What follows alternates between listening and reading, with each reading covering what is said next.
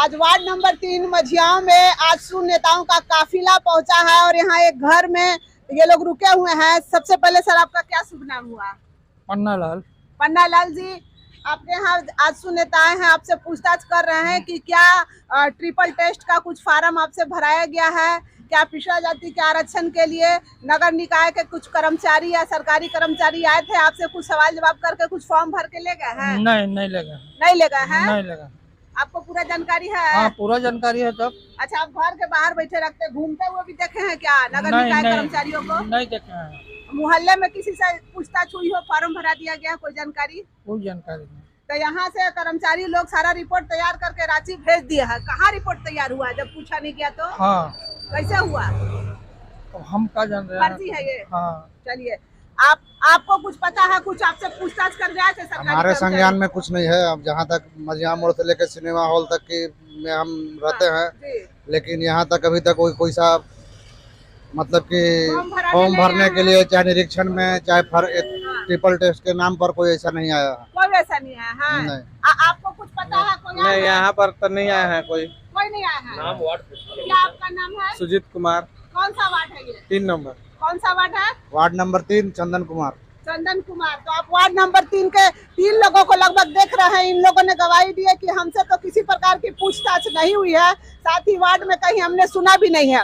आज आप लोगों ने जिलाध्यक्ष जी हैं, बताइए जरा कि आज वार्ड नंबर 3 में आप लोग आए हैं और एक परिवार के लोगों से आपने पूछताछ की है, आगे पीछे भी आप पूछताछ करके अभी यहाँ पे विश्राम कर रहे हैं। क्या आज का आकलन क्या रहा आप लोग का? देखिए, लगातार आज तीसरा दिन है हम लोगों का। वार्ड नंबर 2 1 से स्टार्ट किए थे, 1, 2, आज ये तीसरा वार्ड नंबर में हम लोग आए हैं। ये 3 वार्ड में मिलाकर अभी तक लगभग 200 के आसपास फॉर्म हम लोग भर चुके हैं। 200 में एक भी व्यक्ति ऐसा नहीं मिला जो ये कहे कि हमारे यहाँ ट्रिपल टेस्ट का सर्वे हो चुका है। ये बहुत ही घटिया किस्म का यहाँ का सरकार का सोच है।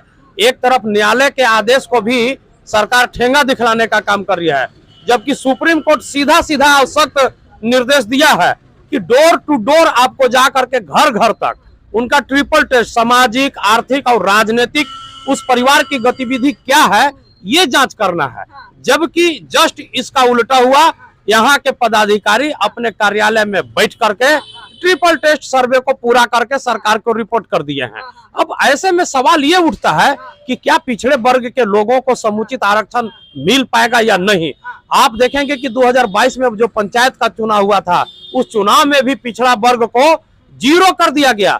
10,000 हमारा पिछड़ा वर्ग का प्रतिनिधि उसमें बीडीसी, जिला परिषद, मुखिया, वार्ड पार्षद चुने जाते, जबकि एक भी लोग चुने नहीं गए। एक भी लोग चुने नहीं गए जी। सुप्रीम कोर्ट ने आदेश दे दिया है कि आप ट्रिपल टेस्ट कीजिए। मुख्यमंत्री हेमंत सोरेन भी भेज रहे हैं कि आप ट्रिपल टेस्ट कीजिए, फिर भी जिला से ऐसे ही फर्जी रिपोर्ट भेज दिया जा रहा है। तो दोषी कौन है?